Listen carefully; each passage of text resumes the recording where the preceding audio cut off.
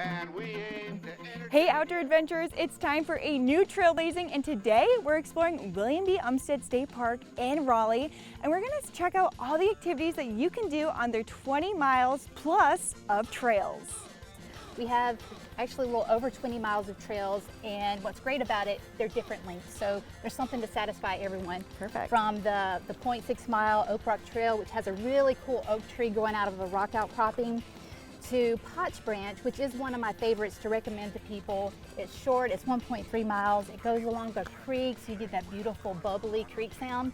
So whether it's kids who want to splash around in the creek for fun, or an adult who's on their lunch break, they can come down and get a nice meditative walk in before they head back to the grind. That's perfect. Jean, so we're here at William Umstead State Park, and you are a part of the coalition here. So what does that do to help promote the park and preserve it? Well, William B. Umstead State Park was formed in 1934 from eroded farmland and converted to a recreational forest. And our mission is to preserve the natural integrity of our state park, William B. Umstead State Park.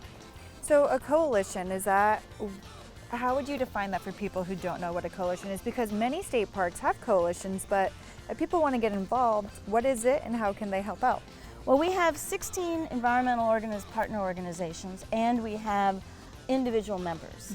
Our website is umsteadcoalition.org, and they can join or donate or see our events. We have several service projects coming up. We have a native plant sale. There's the great blue heron. You might see the belted kingfisher. There's tons of different birds throughout the park. And then my favorite turtles, not birds, but turtles are so much fun. Yes, what kind of turtles do you have? Box turtles everywhere, painted turtles, yellow belly sliders, river cooters, pretty much anything you would in this area that you would find at any pond. Are there any hazards that could be on the trail, like mosquitoes or poison ivy, or obviously there's some snakes? Yes, the only venomous snake we have is a copperhead, so if you know what that looks like, avoid those. And honestly, I've found, at least here, they're not terribly aggressive. What are some native plants that you guys are reincorporating into the state park? Well, the state park itself, the goal is to preserve what's here. Flowers here that are being protected. But what we encourage is the neighboring communities to plant natives. And any time in the park, we try to, if there's a construction project, to try to reestablish it with native grasses and shrubs.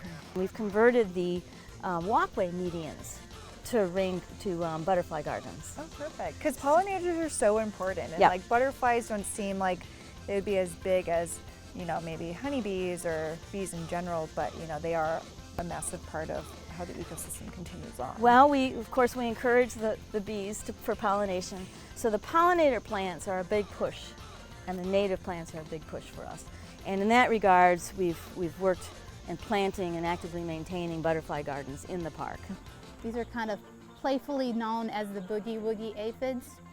They're not particularly bad for the tree. What they're doing is they're sucking out sap and feeding on that, and you'll see how it drips down, and the ants love it. The ants will be all over it. Well, that wraps it up here at William B. Umstead State Park. Make sure to come back every Tuesday for a new episode of Trailblazing as we discover a new trail to go exploring.